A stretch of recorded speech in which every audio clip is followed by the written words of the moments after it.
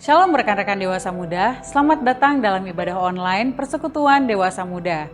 Sebelum ibadah dimulai, saya akan memberitahukan panduan mengikuti ibadah secara online. Yang pertama, agar kita dapat saling mengenal, diharapkan untuk saudara-saudari membuka kamera selama ibadah berlangsung. Yang kedua, persiapkan diri untuk mengikuti ibadah karena ini adalah ibadah dan bukan tontonan. Yang ketiga, ikuti setiap acara dalam ibadah.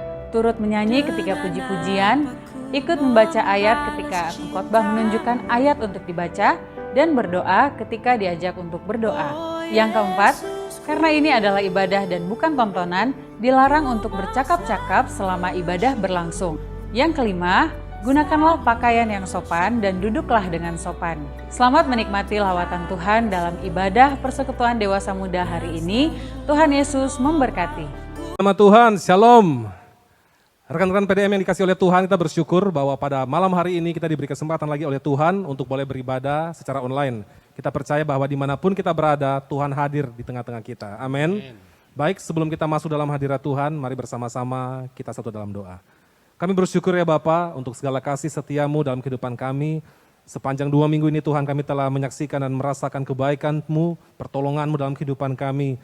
Dan pada malam hari ini Tuhan kami rindu untuk memuji, meninggikan nama-Mu. Kami percaya Tuhan bahwa Engkau ada dimanapun kami berada saat ini dan Engkau akan melawat kami semua. Kami rindu Tuhan, biarlah hanya nama-Mu saja yang dipuji dan dimuliakan. Di dalam nama Tuhan Yesus Kristus, kami siap untuk meninggikan nama Tuhan. Haleluya. Terima kasih buat kasih-Mu dalam kehidupan kami ya Tuhan.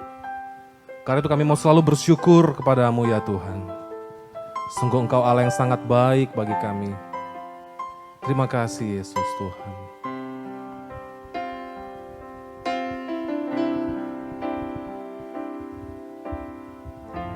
Dengan apa ku membalas kasih-Mu yang ku terima dari-Mu? Dengan apa ku membalas cinta-Mu?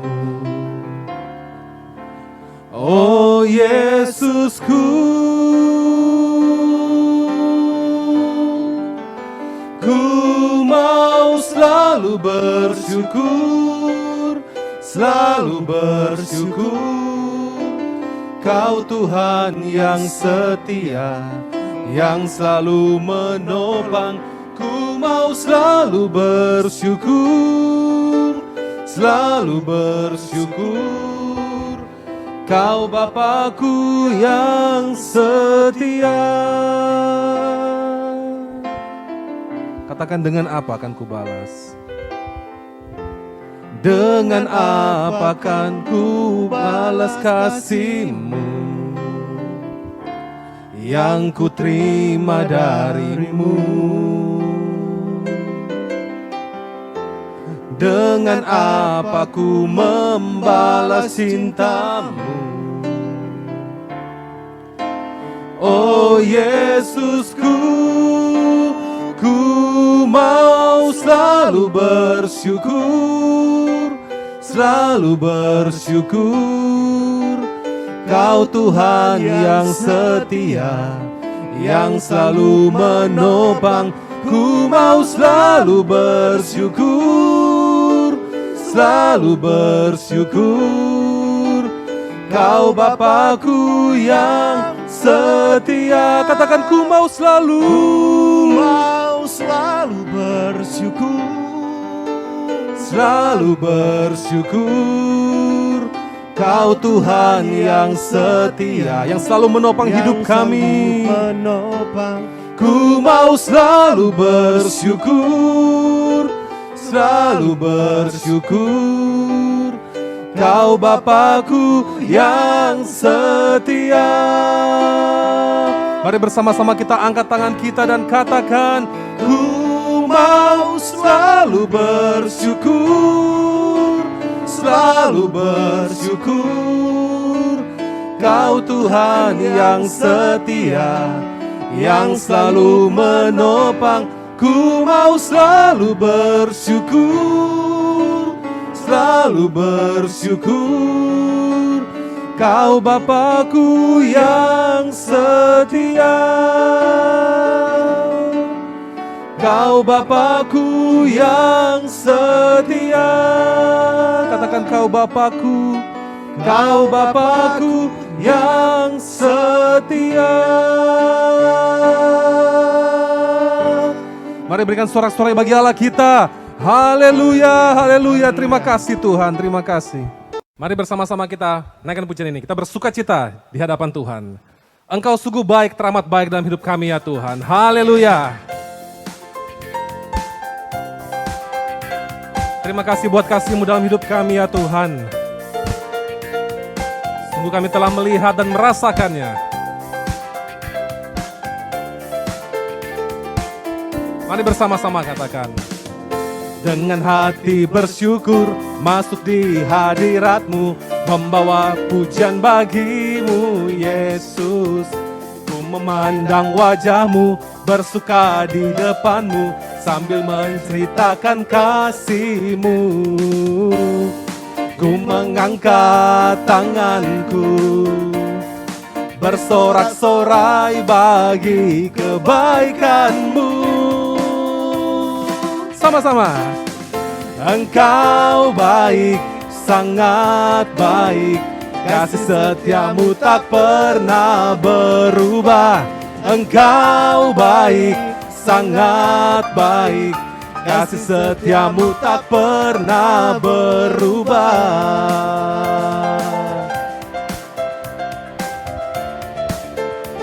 Mari datang hadapan Tuhan dengan hati bersyukur.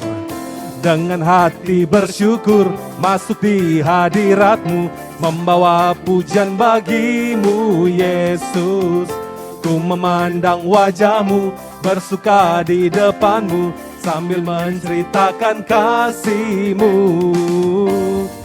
Ku mengangkat tanganku, bersorak-sorai bagi kebaikan-Mu. Mari jempolnya saudara. Engkau baik, sangat baik, kasih setia-Mu tak pernah berubah. Engkau baik, sangat baik, kasih setia-Mu tak pernah berubah.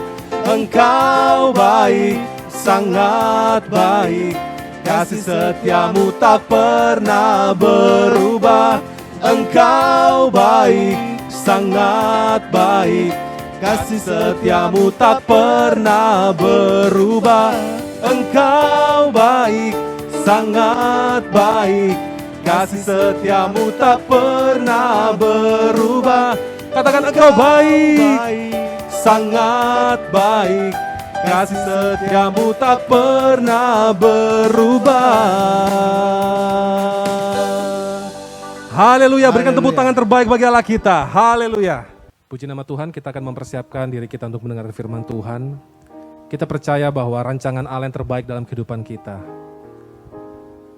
Kami menantikan janji-Mu ya Tuhan dalam kehidupan kami. Dan kami tetap mengharapkan yang terbaik terjadi dalam kehidupan kami ya Tuhan. Terima kasih Yesus. Terima kasih buat rancangan-Mu yang sempurna bagi setiap kami ya Tuhan. Terima kasih ya Tuhan.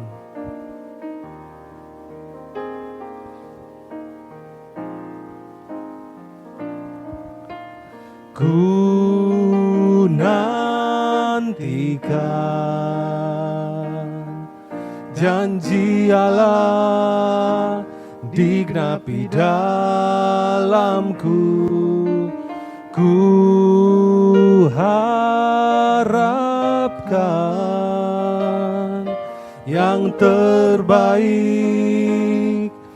terjadi di dalamku.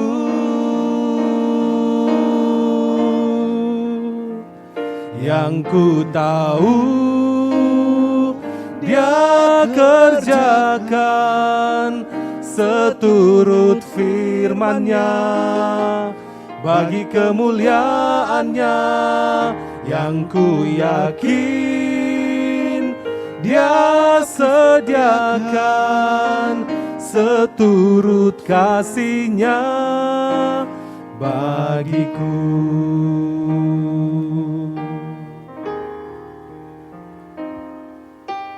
ku nantikan.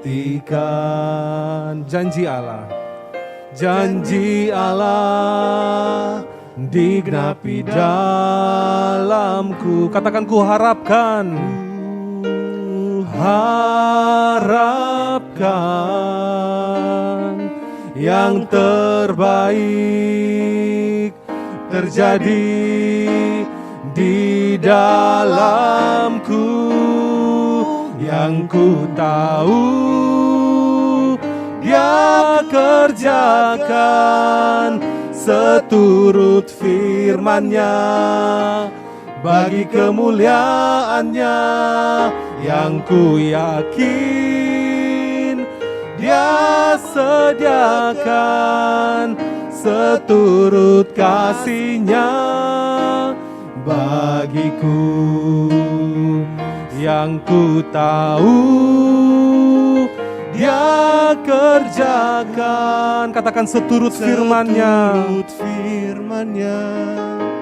bagi kemuliaan-Nya. Yang ku yakin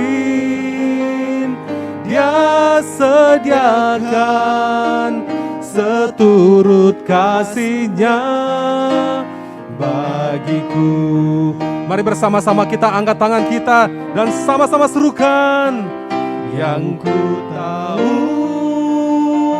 Dia kerjakan seturut firman-Nya bagi kemuliaan-Nya. Yang ku yakin Dia sediakan seturut kasih-Nya bagiku. Seturut kasih-Nya bagiku. Seturut kasih-Nya, seturut kasih-Nya bagiku.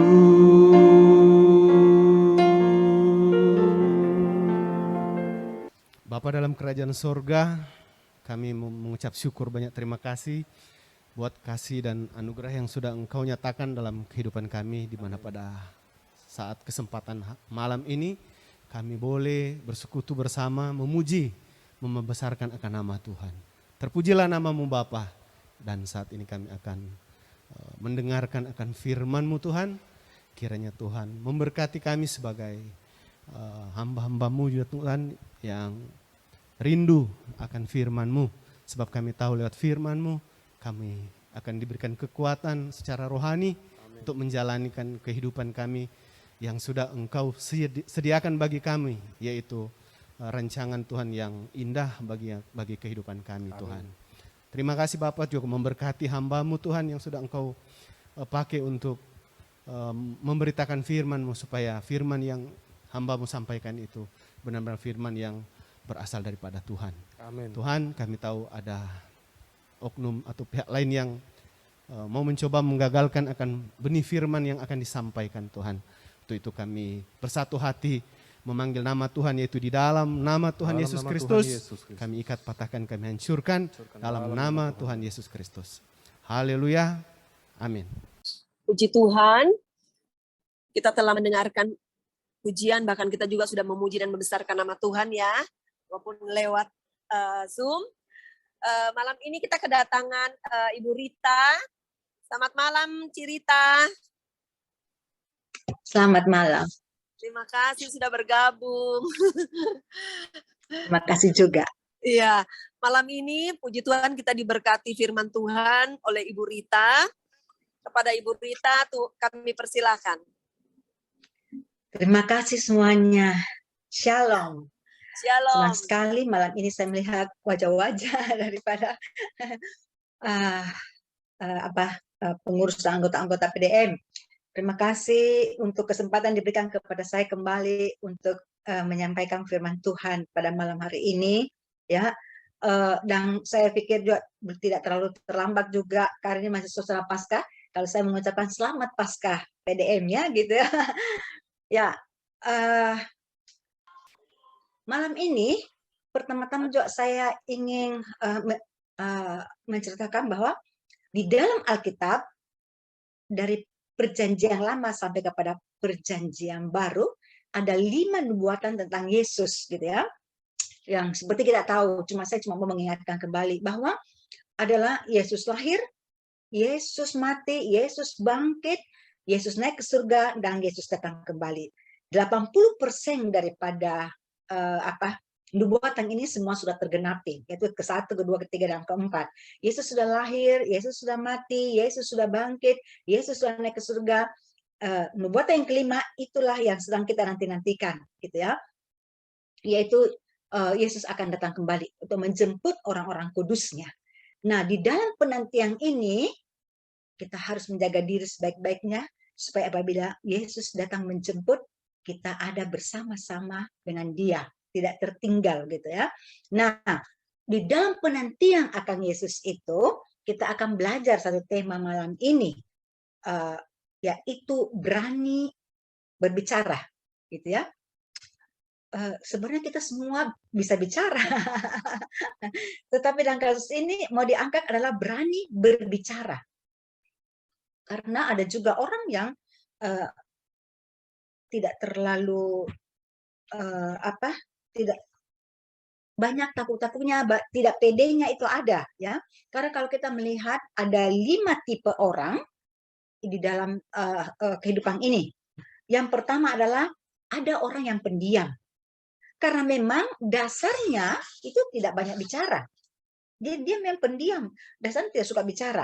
Tapi ada juga tipe orang yang pendiam, tapi setelah diajak bicara dan ditanya, dia justru sangat antusias berbicara. Dan dia adalah orang yang memiliki banyak pengetahuan dan wawasan yang luas. Gitu. Tapi kalau tidak diminta, tidak ditanya, tidak diminta bicara, dia juga tetap akan tenang. Jadi dia orang-orang seperti ini adalah orang-orang yang tidak suka pamer gitu ya, apa yang diketahuinya. Nah, tipe ketiga itu adalah orang yang ceplas-ceplos, ngomong semau-maunya tanpa tahu apakah ini menyinggung perasaan orang atau tidak. Terkadang saya kemarin itu bertemu dengan seorang ibu, kemudian dia berkata bahwa dia anaknya itu tidak agak tersinggung dengan seseorang yang kalau ketemu sukanya ceplos-ceplos. Pokoknya dia mungkin menasihati tetapi di depan orang banyak dan lain sebagainya, itu dia sangat merasa malu dan tidak senang sekali begitu, ya. Jadi memang tapi ada orang yang tipe seperti ini, ya. Jadi dia bisa menyinggung, perkataannya bisa menyinggung orang lain. Tipe yang keempat, ada yang berani bicara apa adanya gitu. Jadi dia berani berbicara apa adanya dan juga berani menegur tapi dalam kasih. Jadi lihat keadaan dulu, dia lihat dulu apa keadaan dan dia akan menegur begitu. Jadi bukan ceplos-ceplos saja. Dan ada lagi tipe-tipe yang lain, ya. Tetapi mungkin di antara 4 ini saja dulu, mungkin kita berpikir saya tipe yang mana ya? Apakah tipe yang pertama pendiam dan karena yang pendiam, atau saya pendiam kalau ditanya saya akan menjawab karena saya memiliki pengetahuan yang banyak sebenarnya. Atau kita tipe ketiga suka ceplos-ceplos, ini yang agak sedikit berbahaya ya. Yang keempat, itu apakah kita ini adalah orang-orang yang berani berbicara apa adanya, berani menegur tapi melihat keadaan juga, tidak langsung ceplos-ceplos seenaknya ya. Kita belajar dari salah satu tokoh Alkitab. Ada salah satu tokoh Alkitab itu yang tidak pandai berbicara. Dia selalu menganggap dirinya tidak pandai berbicara, berat mulut dan lain sebagainya. Dia diminta oleh Tuhan untuk berbicara, tapi dia menolak, sehingga itu membangkitkan amarah Tuhan sebenarnya. Nah, siapakah tokoh itu? Kita akan belajar. Kita buka Alkitab kita di dalam Keluaran pasal yang keempat. Kita baca, tidak usah panjang-panjang saja ya, kita baca 3 ayat saja. Keluaran pasal 4, ayatnya yang ke-10, 11, dan 12. Itu saja ya. Kalau sudah dapat kita baca sama-sama ya. Lalu kata Musa kepada Tuhan, Tuhan, aku ini tidak pandai bicara, dahulu pun tidak, dan sejak engkau berfirman kepada hambamu pun tidak. sebab aku berat mulut dan berat lidah. Tetapi Tuhan berfirman kepadanya, siapakah yang membuat lidah manusia? Siapakah yang membuat orang bisu atau tuli? Membuat orang melihat atau buta? Bukankah aku yakni Tuhan? Oleh sebab itu pergilah, aku akan menyertai lidahmu dan mengajar engkau apa yang harus kau katakan. Gitu ya. Jadi orang itu adalah Musa. Musa itu dia itu selalu menganggap dirinya tidak percaya diri untuk berbicara. Dia selalu menganggap dirinya tidak mampu berbicara. Bahkan sampai Tuhan pun mengatakan, aku menyertai engkau. Tapi dia, kalau kita baca ayat selanjutnya itu, sampai-sampai itu kan Tuhan itu sebenarnya marah, sebab dia tidak percaya begitu. Nah, tapi kita tidak akan bahas hal ini dulu. Kita yakin sebagai orang percaya, kita tahu bahwa kalau Alkitab mengatakan Tuhan menyertai kita, itu yang penting adalah orang percaya, artinya percaya bukan hanya di pengetahuan, tetapi dalam hidup kita percaya kepada janji Allah dan mentaati janji Allah gitu. Nah, hari kita mau belajar bagaimana caranya untuk kita berani berbicara. Artinya menyuarakan suara kebenaran begitu ya. Seperti Yesus, kalau kita melihat waktu Yesus ada di dunia ini, Yesus itu berbicara dan apa yang perlu dia bicarakan dia sampaikan kepada orang. Dalam Yohanes 5 ayat 14 itu dikatakan, engkau telah sembuh, jangan berdosa, jangan berbuat dosa lagi, gitu ya. Jadi Yesus mengingatkan, oh kau telah sembuh, jangan berbuat dosa lagi, supaya orang itu mengerti dan mengingat akan hal itu. Di sisi lain juga Yesus pernah berkata dalam Matius 9 ayatnya yang kedua, percayalah hai anakku, dosamu telah diampuni.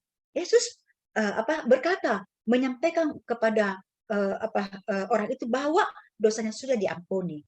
Tapi di sisi lain Yesus juga berkata dalam Markus 1 ayat 41, aku mau jadilah engkau tahir. Jadi Yesus menyampaikan setiap perkataannya di tempat yang tepat gitu ya, pada saat yang tepat dan di tempat yang benar gitu.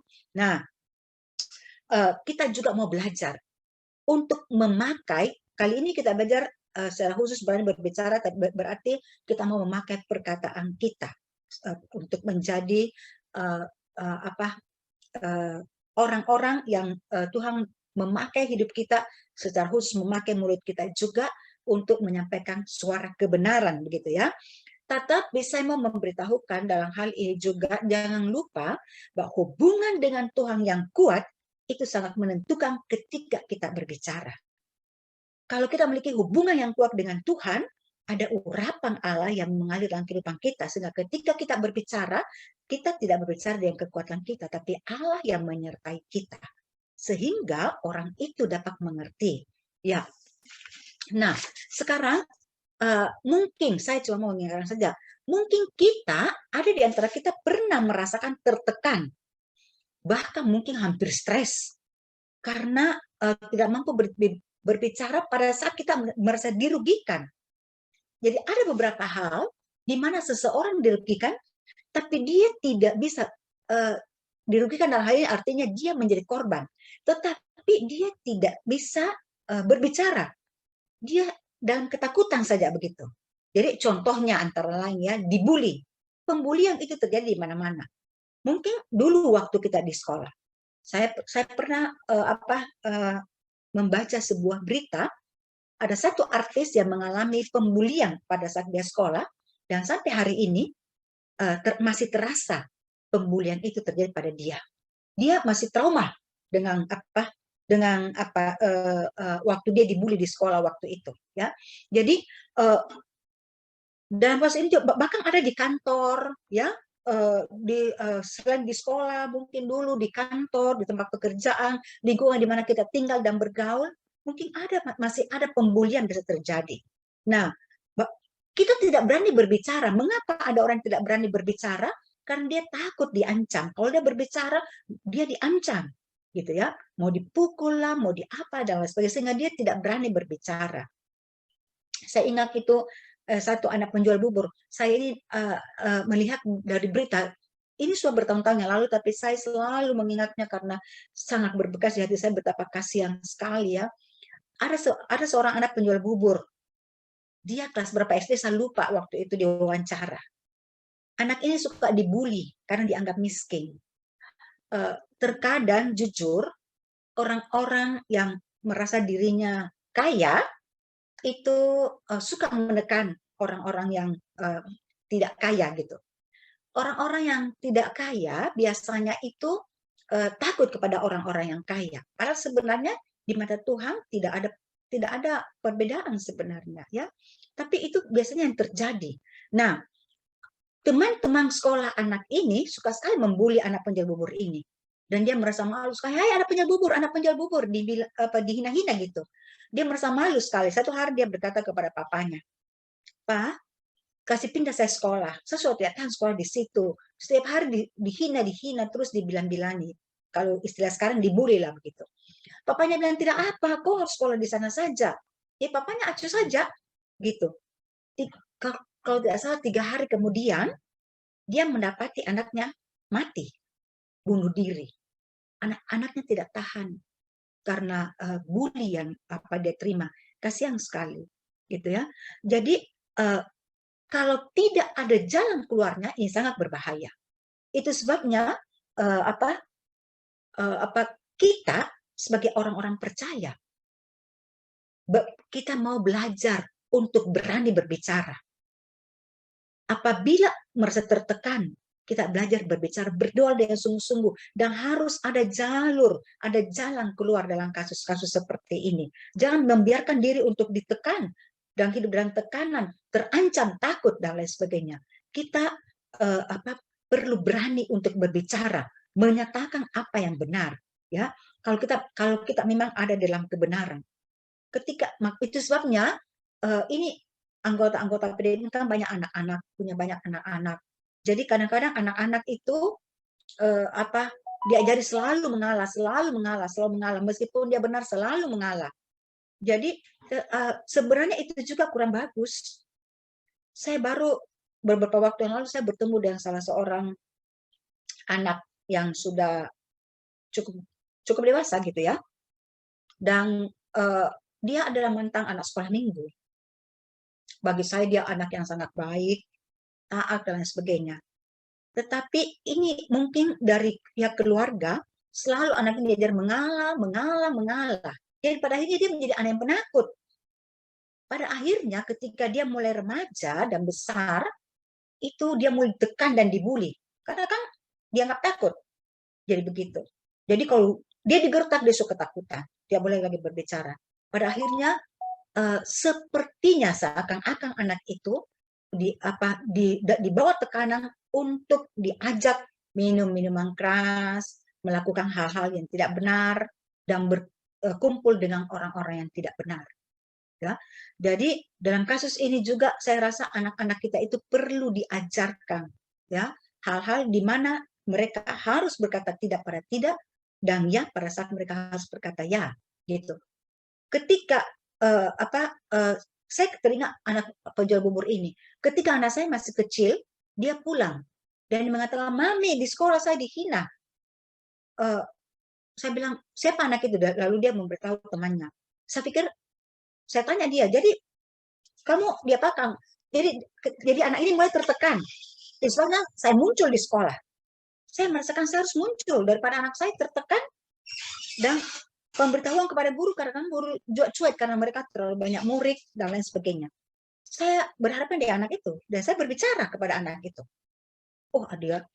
Saya tidak pukul anak itu, tapi saya berbicara dengan tegas kepada anak itu, ya, untuk tidak menghina temannya, ya, atau anak saya. Dan sejak hari itu anak itu tidak berani lagi menghina anak saya begitu, ya. Jadi harus ada jalan pada saat seseorang dibully atau dipalak. Tahu dulu, salah satu anak kaum muda bertahun-tahun yang lalu, sekarang dia sudah ada entah di mana rimbanya, saya kurang tahu. Tapi dia itu juga akibat anak yang dibully dan dipalak masa kecil, sehingga dia menjadi anak yang tidak benar. Sampai hari ini. Karena ketika sampai akhir itu saya bertemu dengan orang tuanya masih sudah angkat tangan dan tidak boleh mengurus dia. Ya. Jadi memang kadang-kadang orang tua itu tidak mencari jalan keluar bagi anaknya. tapi dia suruh anaknya sendiri yang jalan dan mencari jalan keluar di dalam menghadapi pembulian, gitu ya. Nah, selanjutnya, di mana lagi kita harus berani untuk berbicara? Kadang-kadang di kantor di mana kita bekerja, ada otoritas-otoritas yang melakukan kesalahan. Jadi ini juga menjadi hal bagi kita untuk belajar berbicara. Saya waktu di kantor, tetapi bagi saya ini juga akibat hubungan dengan Tuhan itu memang penting. Ketika di kantor, pimpinan perusahaan meminta saya untuk melakukan membuat nota fiktif, bukan nota fiktif, meng-up harga. Jadi saya disuruh meng-up harga, membuka nota dan up harganya. Saya langsung ngomong, saya kasih tahu pimpinan saya, aduh kok, saya tidak mau merubah nota. Saya takut dosa nanti saya. Saat itu pimpinan saya mukanya langsung berubah, jengkel karena saya membantah kan. Tapi itu kadang-kadang keluar sendiri dari mulut saya itu kata-kata karena memang itu tidak bertentangan di hati saya. Sama dengan waktu saya ngajar, saya kan pernah ngajar di salah satu TK di Kota Palu ini, menjadi guru agama. Dia satu TK yang cukup bagus waktu itu. Tapi satu saat beberapa guru datang kepada saya. Kami berkumpul dan guru itu berkata, sebentar Bu, Ibu Rita kalau sebentar ditanya, jadi dijelaskan ada satu ini, Ibu bilang saja itu ya. Jadi dia ajari saya sesuatu, sebuah kebohongan. Seketika itu juga keluar dari mulut saya, guru agama kenapa diajar bohong, gitu ya? Saya ketawa, tapi guru agama kok diajar bohong? Itu keluar begitu saja dari mulut saya juga, dan saya tahu itu kerjasama dengan Roh Kudus juga. Ya? Lalu mereka semua kaget. Oh iya tidak bu, gitu. Ya. Tapi memang dalam kasus-kasus seperti ini kita memang perlu berbicara. Ada keberanian untuk berbicara, gitu ya. Di kantor memang kadang-kadang, apalagi di kantor ada banyak terkadang ada otoritas yang melakukan kesalahan. Saya ingat kakak saya dulu bekerja di sebuah perusahaan yang cukup dikenal di seluruh Indonesia ini. Dia punya produk. Dan waktu dia bekerja itu pimpinannya, manajernya itu melakukan kesalahan. Kakak saya ini bagian keuangan, gitu. Manajer itu memakai uang dan menggantikannya dengan cek. Jadi cek kosong ini ceritanya. Jadi kakak saya ini tahu bahwa kalau sampai terjadi sesuatu, ada datang pemeriksaan, dia pasti akan disalahkan karena dia tahu bahwa adanya cek palsu dan dia terima. Dia sebagai bendahara, dia bertanggung jawab. Itu berat sekali bagi dia. Tapi kalau dia memberitahu, berarti dia harus keluar. Karena bagaimana dia mau satu kantor dengan pimpinannya sendiri yang dia lawan, gitu ya. Pimpinan di kota kami waktu itu, di kota Makassar. Jadi dia berpikir keras, tapi sampai pada akhirnya dia sudah tidak tahan. Daripada dia ditangkap kalau ada apa-apa, pada akhirnya dia membuka hal ini. Lalu tapi begitulah resikonya, dia keluar dari perusahaan itu, ya. Tapi Tuhan juga menolong dia. Tidak lama kemudian dia segera mendapatkan pekerjaan yang lebih bagus, gitu ya. Jadi memang diperlukan kita berani untuk berbicara, ya, untuk sebuah kebenaran. Yang ketiga, bahkan dalam pertemanan kadang-kadang itu kita tidak pede berbicara karena kita tahu ada teman kita di situ yang sangat pintar berbicara dan punya pengetahuan luas, ya, dan punya pengaruh kalau dia berbicara. Kadang-kadang kita sendiri tidak berani berbicara. Ini pun salah juga, ya, dan sehingga apa yang ada pada diri kita itu kita tidak berani keluarkan, padahal banyak kali itu hal yang bagus dan positif. Jadi dalam hal-hal seperti ini juga kita belajar sekali lagi untuk berani mengungkapkan apa yang ada pada kita dan tidak membiarkan diri kita menjadi orang yang tidak pede, ya. Pada akhirnya akan menjadi orang penakut. Dan juga kasus selanjutnya adalah kasus orang tua. Adakah anak-anak diberi kebebasan untuk berbicara di dalam keluarga, atau orang tua sebagai orang tua yang diktator? Kadang-kadang ada keluarga itu memiliki dua hukum di rumahnya, yang orang sebut bisa dua pasal. Pasal pertama, orang tua tidak pernah salah. Yang kedua adalah kalau orang tua salah, kembali kepada pasal pertama, orang tua tidak pernah salah gitu ya. Jadi selalu anak yang salah, tidak pernah mereka diberikan kesempatan untuk berbicara apa yang ada di hati mereka. Sebagai orang tua, karena kita ini banyak di sini dewasa muda yang punya anak-anak yang masih remaja maupun masih kecil, SD mungkin di bawah SD gitu ya, kita pun belajar untuk memberikan mereka kesempatan juga untuk berbicara, ya, menghargai pendapat mereka juga. Ketika anak saya dulu masih kecil-kecil, masih SD, satu hari papanya itu membuat kesalahan. Dia menuduh anak-anak memindahkan barangnya, sampai pada akhirnya dia tahu bahwa dia sendiri yang memindahkan barang itu. Nah, anak-anak ini kan diajar firman. Mereka itu diajarkan untuk melakukan firman, bukan hanya sebagai pendengar yang baik. Dan anak-anak ini juga akan menuntut orang tua melakukan apa yang firman juga ajarkan, seperti yang diajarkan kepada mereka. Mereka menuntut papa mereka harus minta maaf karena sudah menuduh, gitu. Nah, papanya tidak mau minta maaf. Biasalah laki-laki itu kan agak ini sedikit susah sekali minta maaf kan. Jadi mereka berdua mengejar, papi minta maaf, papi minta maaf. Papi sudah tuduh itu salah, dosa. Papinya tidak mau minta maaf, mereka mengikut, tidak mau minta maaf. Mereka datang kepada saya, mami, papi berbuat salah kan? Iya, salah. Karena menuduh yang tidak benar kan? Iya, salah. Kenapa? Papi tidak mau minta maaf. Maka ayo mami suruh papi minta maaf. Maka kami bertiga adakan demo untuk papinya minta maaf. Saya pun mulai mengejar. Minta maaf. Memang benar papi, kok salah papi. Saya harus minta maaf. Jadi waktu itu papinya cuma bilang gini, itu bagi mereka merupakan sebuah permintaan maaf. Mereka bersorak-sorai. Lalu mereka katakan, papi minta maaf, papi minta maaf. Gitu. Merupakan kebanggaan bagi mereka. Gitu. Tapi kalau saya perhatikan, itu adalah kali pertama kota minta maaf pada anak-anaknya, tapi selanjutnya sudah lebih mudah. Jadi kalau sudah pertama itu sudah selesai, itu selanjutnya biasa lebih mudah. Ya. Tapi dalam kasus ini adalah berikan juga kepercayaan kepada anak, dan dengarkan juga mereka berbicara. Ada banyak orang tua itu tidak mau, mereka cuma dengar, ya sudah. Tapi mereka tidak menanggapi. Jangan sampai menjadi seperti anak penyuruh bubur ini, ya, tidak tahan dengan tekanan, kasihan mereka, ya.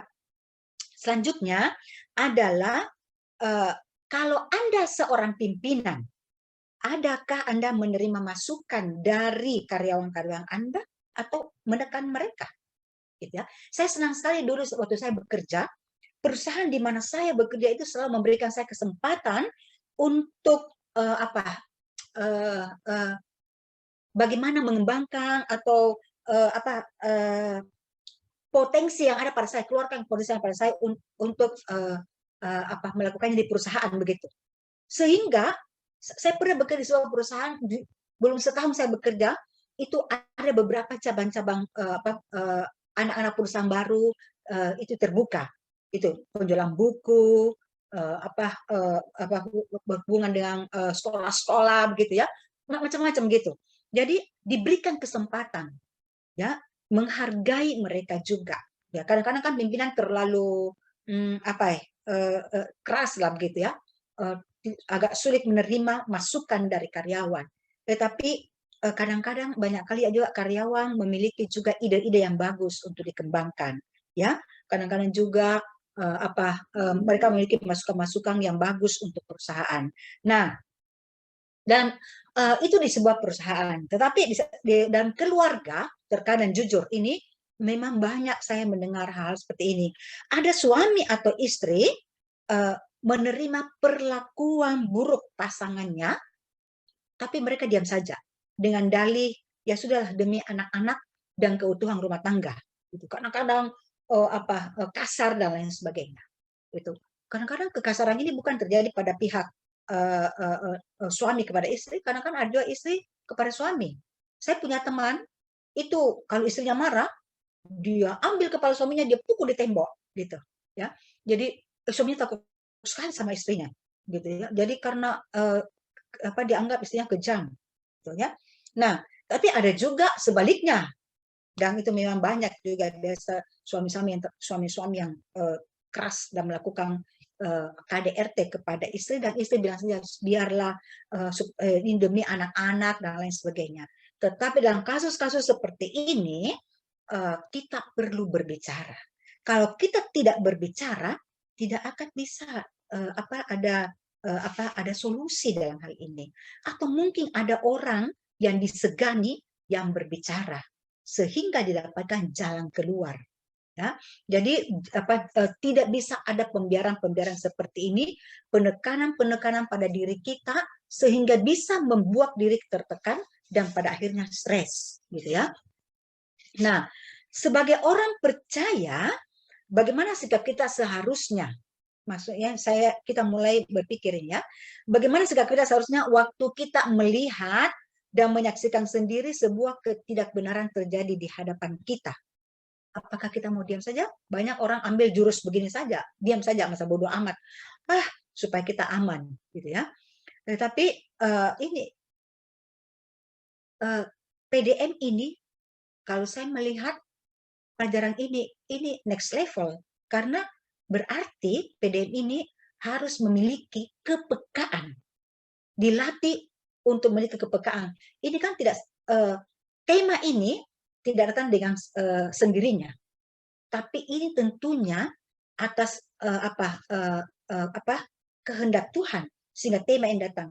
Dan tema ini memang secara bagi saya ini kan orang-orang yang memiliki kedewasaan rohani, gitu ya, yang untuk bisa melakukan semua ini juga, untuk belajar ini semua. Kita semua mulai belajar semua dalam hal-hal seperti ini, ya.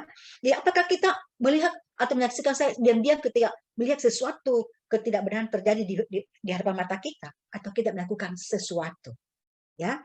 Jadi apakah kita mau berbicara? Tapi firman Tuhan katakan memang jangan diam, jangan takut. Dalam 2 Timotius 1 ayat 7 di situ dikatakan, sebab Allah memberikan kepada kita bukan roh ketakutan, ya, melainkan roh yang membangkitkan kekuatan, kasih dan ketertiban, ya. Jadi membangkitkan kekuatan untuk bisa berbicara, ya, tapi tertib. Jadi bukan asal-asal, bukan cepat-cepat saja, tapi tertib begitu, ya. Nah, karena hari ini adalah hari ada sharing, gitu ya. Jadi firman Tuhan itu tidak terlalu panjang, ya. Maksudnya kita akan masuk dalam sharing. Sharing ini adalah coba bagaimana reaksi dan tindakan kita ketika ada orang yang menegur kita karena mendapati kita melakukan ketidakbenaran. Jadi bagaimana reaksi kita, ya, ketika kita melakukan ketidakbenaran dan ada orang yang menegur kita, gitu. Apakah kita ada rendah hati untuk mau menerima, introspeksi diri, dan bertobat, atau kita akan justru menunjukkan rasa tidak suka dan menegur orang itu dengan dalih memangnya kamu sempurna, gitu kan? Kan ada juga orang gitu kan, kalau dikasih tahu sesuatu mereka tersinggung, ya. Tapi sebelum saya kembalikan kepada Mariani gitu ya, saya ingin bersaksi dulu. Ini tentang sharing ini juga, ya. Jadi saya memiliki kebiasaan yang dilakukan oleh mama saya. Sebuah kebiasaan yang memang di dalamnya ada adat istiadat. Tapi saya tidak sadari, karena dari dulu saya melihat mama saya melakukannya, dan saya juga melakukannya begitu. Jadi saya sebenarnya tidak sadar bahwa itu adalah dosa. Tapi ketika anak saya melihat saya melakukan itu, mungkin anak saya juga heran karena setiap hari saya melakukannya, gitu ya. Yaitu membuka pintu. Kalau saya buka pintu itu, saya ada di belakang pintu, begitu. Karena mama saya pernah bilang buka pintu itu kita di belakang pintu supaya kalau ada angin jahat itu tidak timpa kita, begitu. Dia tak lewat, begitu kan? Tapi kemudian satu hari anak saya berkata begini, mami ini percaya kepada tahyul, begitu. Saya heran, kok dia bisa bicara begitu? Jadi, tapi saya introspeksi diri. Saya baru sadar, ini anak-anak yang bisa tegur saya. Dan saya langsung sadar, iya benar ya, kenapa saya bisa melakukannya? Bukankah ini tidak ada di firman Tuhan? Bukankah ini ada istiadat dari agama yang dulu yang saya miliki? Kenapa saya bawa sampai sekarang? Jadi sejak itu saya langsung meninggalkannya. Saya belajar meskipun oleh seorang anak kecil, tapi saya harus taat. Karena banyak kali juga Allah memakai anak-anak untuk berbicara pada kita. Nah, kita mungkin sharing pada malam ini. Saya kembalikan kepada Mariani ya. Baik. Nah, teman-teman, tadi Bu Rita sudah sampaikan untuk sharing kita bagaimana kalau misalnya kita ditegur pernah melakukan kesalahan atau apakah kita memiliki kerendahan hati untuk bisa menerima. Kalau misalnya ada teman-teman yang punya pengalaman bisa sharing. Nah, kan tadi dibilang udah berani bicara. Membagikan pengalaman sama kesaksian itu kan hal-hal yang positif, memberkati PDM pada malam ini. Ayo silakan teman-teman.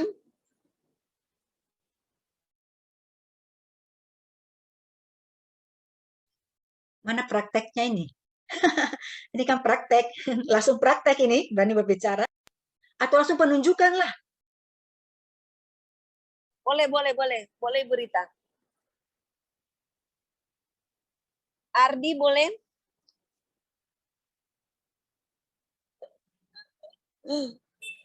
Ya, selamat malam. Sedikit saja. Kalau dari tadi yang Ibu Rita sampaikan itu, saya ada di tipe nomor 3. Saya biasa orang yang ceplas-ceplos, bukan biasa sih, sering ceplas-ceplos. Dan saya kalau tegur orang itu, ya padanya, tidak tahu di depan umum atau di mana, saya kalau tegur ya bertegur. Entah dia salah, ya saya tegur langsung begitu. Jadi saya tipe-tipe orang yang seperti itu. Kadang memang sih saya, habis saya tegur seperti itu, saya berpikir, aduh, saya sudah salah ini. Kenapa saya tegur di depannya orang? Cuman, saya terkadang saya selalu tahu saya salah dalam hal seperti itu, saya masih susah minta maaf sama orang. Jadi kadang saya lihat itu, ada adik-adik itu kadang sudah mukanya asam-asam sama saya. Jadi kadang saya introspeksi sendiri. Jadi, saya seperti itu. Cuman ya, sebenarnya tadi sudah kesinggung saya dengan firman Tuhan yang Ibu Rita bawakan. Jadi terima kasih untuk Ibu Rita sudah mengingatkan saya kembali untuk bagaimana menjadi nomor 4. Menegur dengan kasih. Itu saja buat diri saya. Terima kasih. Pernah ditegur enggak, Ardi? Pernah ada yang tegur enggak? Ditegur sih sering, kadang dongkol. Ya, tapi itu kan namanya kita ini manusia belum sempurna ya. Iya. Sempurna kan hanya milik Tuhan. Jadi ya kadang masih ada sakit hati sedikit. Ya, tapi setelah direnungkan memang benar toh? Memang benar. Oke, terima Begitu. kasih Ardi. Terima kasih. Tuhan Yesus berkati. Ada lagi yang lain?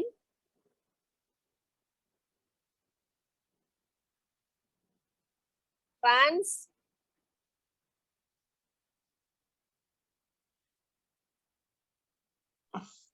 Oke, selamat malam. Malam. Saya cuma bersaksi sedikit sih. Artinya ini pengalaman-pengalaman pribadi yang saya alami, mulai dari saya percaya Tuhan, artinya kenal sama Tuhan, masuk dalam pelayanan, sampai saat ini saya masuk dalam namanya kehidupan berumah tangga, yang Om bilang 2 jadi 1 itu artinya tidak mudah. Itu sudah saya alami. Dimana mungkin waktu pertama saya masih sendiri, belum ada pasangan hidup, ya saya ini orangnya dibilang apa, terima semua. Tidak pernah mengeluh, tidak pernah bilang tidak, selalu iya. Dia tegur begini, ya iya saja. Tidak pernah mau bilang membantah atau bilang apa. Tapi mungkin dengan berjalannya waktu, apalagi setelah saya menikah, saya itu mengalami suatu namanya proses itu, bagaimana 2 itu jadi 1. Artinya memang betul-betul seperti yang dibilang Tante Rita, kita itu harus siap untuk dikoreksi, karena kalau kita sendiri, kita itu tidak pernah merasakan kita punya kesalahan di mana, terus kita juga tidak pernah tahu apa yang kita lakukan itu benar atau tidak. Nah, setelah saya memiliki pasangan hidup, ya terkadang juga namanya maaf, karena mungkin selisih usia yang begitu agak lumayan jauh lah. Jadi memang terkadang dibilang saya itu yang harus harus bisa mengerti dia, karena saya terkadang jujur saya sering biasanya berselisih paham dengan dia masalah pemikiran. Mungkin karena pemikiran saya begini, saya ingin dia dengan usianya segitu untuk ikut dengan saya punya pemikiran. Nah, itulah kadang-kala yang membuat saya dengan istri saya kadang-kala kayak tidak sepaham. Jadi terkadang saya bilang, saya maunya kok begini. Tetapi dia bilang, saya jangan paksakan untuk saya seperti itu. Karena artinya dalam segi usia kita bisa agak sedikit berbeda. Nah itu kadang-kala jujur juga. Mungkin merasa saya lebih dewasa. Jujur juga kalau saya ditegur sama istri saya, mungkin saya melakukan kesalahan, atau ada hal-hal yang mungkin dia tidak senang saya lakukan, ya saya jujur kadang-kala langsung sedikit agak naik emosi. Ya biasanya terjadi juga pertengkaran sih. Cuman setelah saya renung-renungkan, ya betul, mungkin saya yang harus bisa membawa dia, artinya tetap namanya kalau sudah menikah, mau usia berapapun kita harus, artinya sebagai pasangan hidup itu harus mengerti apa menjadi kodrat. Nah saya mulai belajar mengerti, artinya saya tidak bisa paksakan saya punya mau sama dia. Begitupun dia tidak juga bisa paksakan dia punya mau sama saya. Tapi itulah, kadang-kala kalau dia sudah bertegur, kadang-kala sudah orang bilang naik tensi, naik emosi, apalagi pelanggaran, mungkin ada kesalahan-kesalahan yang saya tidak tahu apa yang saya lakukan, yang dia tidak senang. Itulah membuat saya kadang-kala juga seperti apalagi pulang kerja capek, kalau tiba-tiba dikasih begini, itu langsung pasti emosi tetap naik. Tapi mungkin ini juga tidak kebetulan apa yang disampaikan oleh Tante Rita itu jujur kena sama saya. Karena saya mungkin tipikalnya orang yang cuek, orangnya ceplos-ceplos juga, so akrab. Sekarang setelah saya berumah tangga, bukan lagi satu tapi dua, banyak hal yang saya harus bisa kontrol. Artinya dalam hal sebergaul dengan teman-teman yang lain, berbicara dengan orang lain, artinya tidak seperti dulu. Jadi sekarang kalau saya begini, istri saya langsung jadikan apa? Seperti dia itu jadi pembatas untuk ingat, kau bukan sendiri lagi, kau sudah punya istri. Jadi sekarang kau harus batasi, tidak semuanya. Karena saya jujur orangnya dulu, orang minta tolong, iya semua. Tidak pernah bilang tidak. Kalau bilang bisa. Walaupun saya sibuk, tapi kalau bilang bisa, saya bisa. Jadi sekarang, itulah mungkin juga dengan semakin bertambahnya juga usia, dan mungkin juga banyak hal-hal yang mungkin memproses saya, ya itu membuat saya kadang-kala ya biasanya sudah lupa diri juga. Tapi saya bersyukur mungkin firman Tuhan malam hari ini itu menjadi suatu teguran bagi saya, bagaimana saya bisa mawas diri, bisa menguasai saya punya emosi, bisa mengontrol diri. Dan saya tahu yang semuanya itu yang bisa membawa kita untuk lebih lagi untuk menguasai diri kita itu ya firman Tuhan. Ya, cuman itu yang bisa saya bagi. Terima kasih, Tuhan berkati. Ya, terima kasih Frans. Tuhan Yesus memberkati. Satu lagi teman-teman, kalau ada berapa ini? Ya, ada lagi? Shalom, Mariani saya. Ya, boleh. Silakan. Dengan siapa tadi nih? Cik Lina ya? Cik Lina. Oke, silakan Lin. Ini kalau saya sih itu tipe sebenarnya apa adanya ya. Cuman kalau seandainya saya dapat teguran atau masukan, itu biasanya saya tidak langsung terima. Tapi saya tanya dulu maksudnya apa. Terus saya tuh orangnya suka argumen gitu. Maksudnya saya tanya, ada sedikit berdebat, tapi bukan maksudnya perkelahian ya, bukan. Maksudnya berdebat, maksudnya kenapa saya begitu, begini, begitu. Agak cerewet sedikit. Itu tipe saya. Kalau seandainya pada titik terakhir, kalau saya juga salah, saya pasti merenungkannya. Cuman saya tipe orang yang susah untuk minta maaf. Masih banyak belajar begitu toh.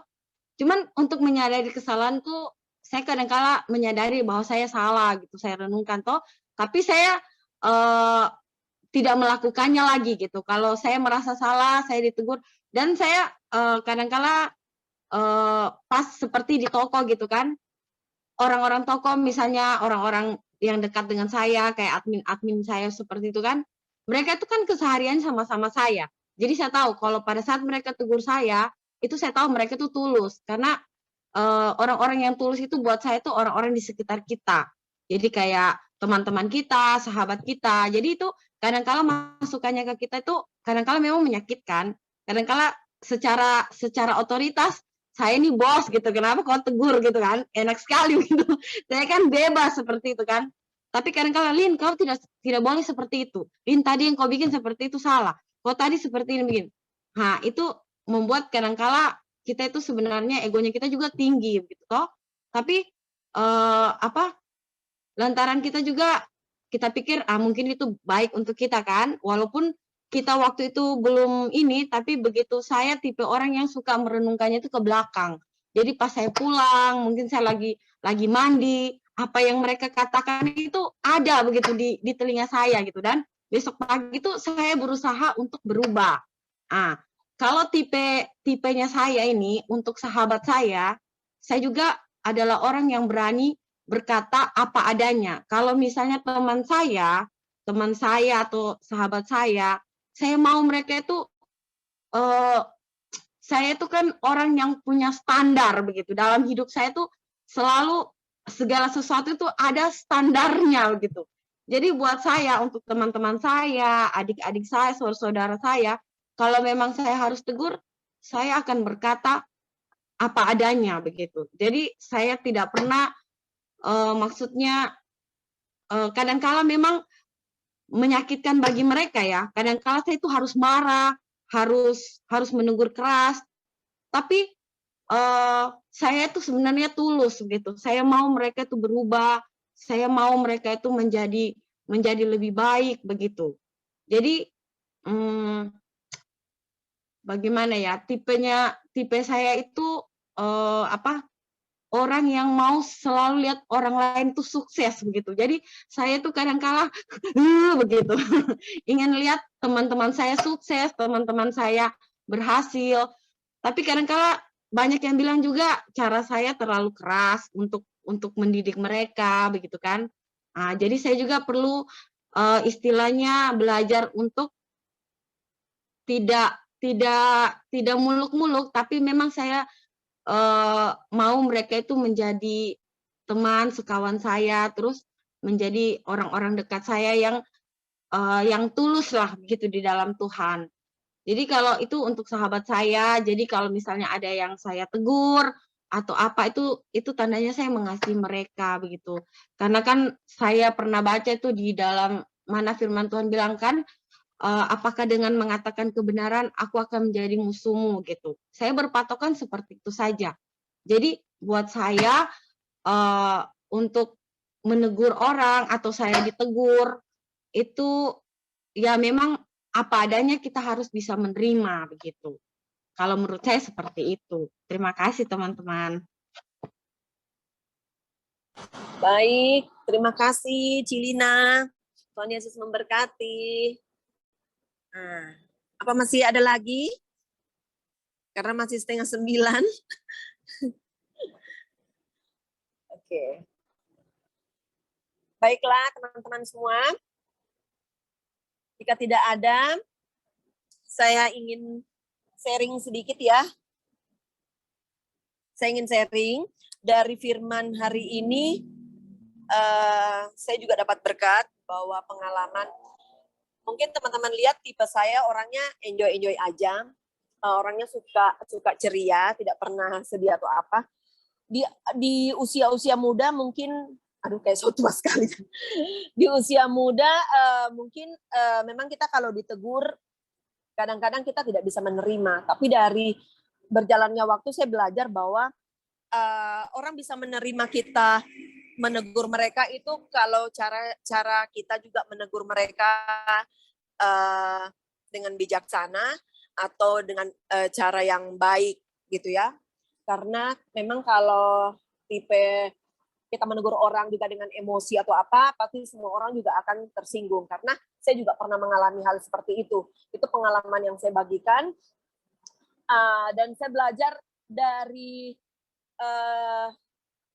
mulai dari pelayanan, baik juga dalam pekerjaan, bagaimana untuk saya boleh menerima. Tidak semua sampai saat ini pun tidak semua juga teguran bisa saya terima dengan baik di awalnya, tapi puji Tuhan karena selama ini juga mungkin sudah karena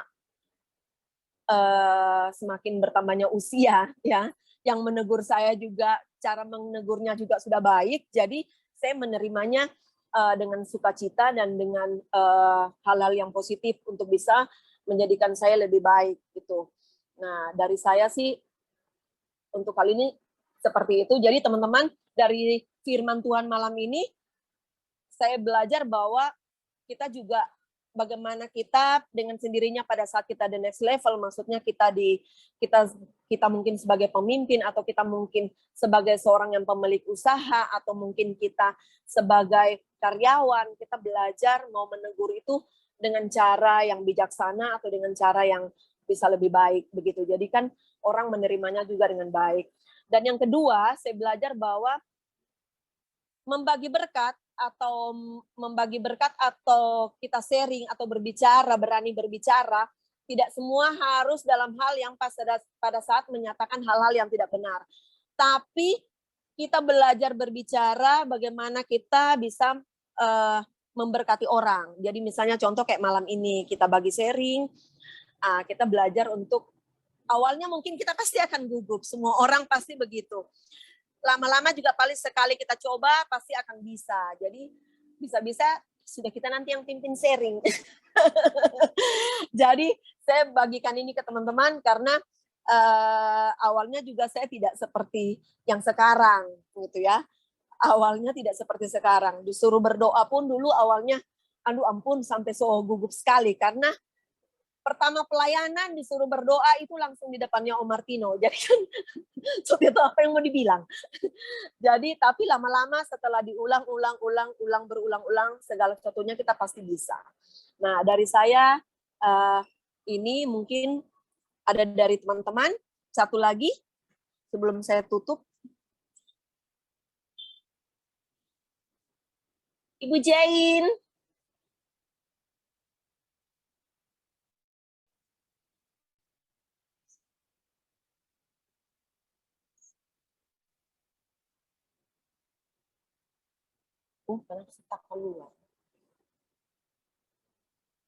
Oke, ada lagi teman-teman?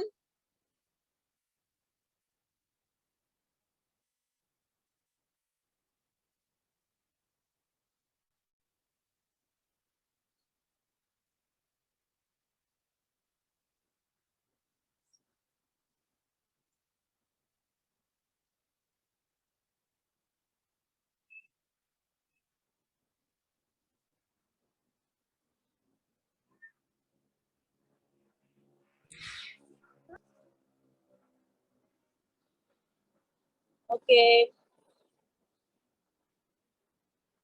Ada lagi teman-teman?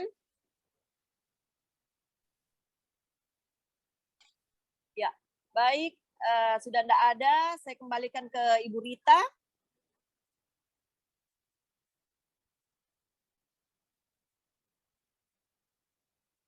Ibu Rita bagaimana? Bu Rita mungkin dibuka mute-nya. Mute-nya. Belum terbuka.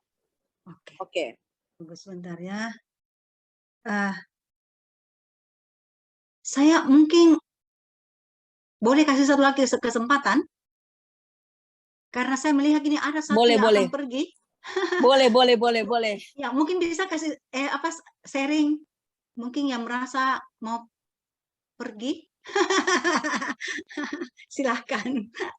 Mutia mungkin bisa share. Oh, ibu hambanya. Oke, silakan Mutia.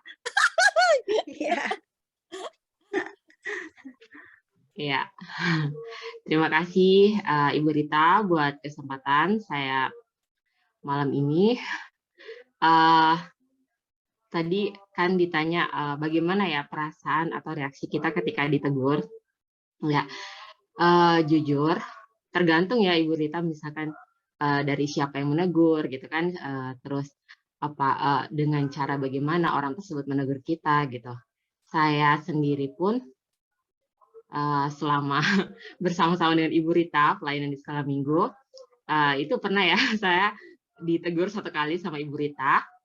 Dan waktu itu ketika ada ibadah online gitu kan, jadi ada anak sekolah minggu kami yang berulang tahun, kemudian kami sama-sama melayani untuk anak tersebut, dan saat firman disampaikan, walaupun itu secara online, saat itu saya buka HP gitu ya, saya membaca WhatsApp gitu, kemudian Ibu Rita di samping saya mengatakan, kau tidak memberikan teladan, seperti itu. Jadi saat itu saya merasa kaget juga kan ya, karena Ibu Rita di samping saya tiba-tiba langsung berkata seperti itu. Tetapi yang saya ingat itu kan pada saat itu adalah ayat yang ada dalam kitab Amsal, di situ dikatakan lebih baik teguran yang nyata-nyata daripada kasih yang tersembunyi gitu. Jadi walaupun saya waktu itu merasa kaget gitu ya dengan Ibu Rita berkata seperti itu, tapi saya mengakui bahwa itu adalah satu kebenaran gitu.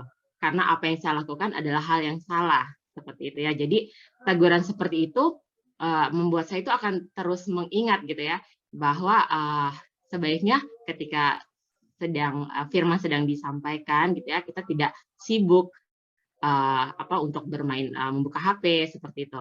Jadi saat itu saya mengakui bahwa saya salah dan saya bersyukur gitu. Ibu Rita yang di samping saya menegur saya, dan ya itu menjadi pelajaran buat saya gitu ya. Jadi supaya bisa lebih memperhatikan seperti itu. Dan kadang-kadang mungkin kita merasa kalau misalkan kita itu ditegur gitu ya secara pribadi atau dari hati ke hati gitu ya, maksudnya personal gitu, itu akan saya merasa lebih dikasihi gitu. Tetapi ketika saya ditegur misalkan di hadapan banyak orang gitu kan ya, jadi saya merasa ada sedikit dipermalukan seperti itu. Tapi itulah tadi responsnya saat itu adalah saya merasa dikasihi gitu, karena teguran itu secara pribadi gitu, maksudnya antara Ibu Rita terhadap saya seperti itu. Itu sih kami yang bisa saya bagikan pelajaran tentang teguran. Oke, makasih Mutia. Pengalamannya untuk modal ke depan, Ibu Gembala. Baik, saya kembalikan ke Ibu Rita. Ya, terima kasih ya untuk sharingnya malam hari ini. Ya, kita percaya bahwa setiap firman yang kita dengarkan tidak akan kembali yang sia-sia. Tapi Roh Kudus akan menolong kita untuk bukan hanya menjadi pendengar yang baik, tapi menjadi pelaku bagi firman Tuhan itu sendiri ya. Jadi itu yang paling penting, karena ketika kita mendengar firman, bukan itu intinya, tapi intinya adalah apakah kita bisa mengaplikasikan firman itu dalam kehidupan kita atau tidak ya. Jadi gitu. Saya juga memang tadi saya itu kaget juga dengar kesaksian dari Mutia. Minta maaf juga kalau waktu itu tersinggung ya. Tapi bagi saya ya toh, kalau ada sesuatu di hati saya biasa belajar untuk itu sampaikan sesuatu ya. Apalagi kan kami sesama pelayan anak gitu, pelayanan anak gitu ya. Jadi pelayanan anak itu tahu lah banyak sekali tuntutan-tuntutan pada kami begitu. Diharuskan kami sempurna gitu ya. Gitu. Tapi kita terima kasih juga untuk bisa menerima ya, dan terima kasih untuk semuanya. Kita percaya bahwa setiap kita yang hadir saat ini kita diberkati oleh firman Tuhan, dan paling penting adalah juga menjadi pembelajaran bagi kita untuk bisa menyuarakan suara kebenaran dan belajar untuk pede gitu ya. Jadi untuk percaya diri berbicara, sama tadi Mareni ngomong tuh bagus ya, maksudnya bukan pada hal-hal yang itu saja kita menyampaikan sesuatu yang tidak benar, lalu kita untuk ini ya membenarkan dan sebagainya.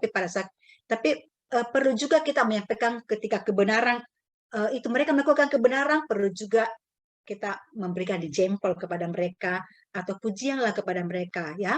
Gitu, asal jangan pujiannya keterlaluan sampai jadi kepujian gitu. Nah, oke, baiklah, sekian firman Tuhan. Roh Kudus akan menuntun kita. Dan saya kembalikan kepada siapa? Mar, siapa? Saya. Oke, silakan. Saya cerita. Oke. Baik, terima kasih Bu Rita atas pelayanannya malam ini. Tuhan Yesus memberkati. Kalau bisa tetap bergabung sampai terakhir ya Bu Rita. Baik, sebelum saya serahkan kepada Kak Lea, kita ada kedatangan teman-teman ini, ada dari Jakarta ya, ada Leni, saya lihat ada David Lesmana. David Lesmana mana mukanya belum muncul-muncul. Selamat bergabung ya Len, 2 minggu sekali. Terima kasih sudah bisa bergabung. Terima kasih Kamar. Iya, sehat ya? Sehat dong. Oh, puji Tuhan. Oke, baik. Selanjutnya saya serahkan kepada Kak Lea.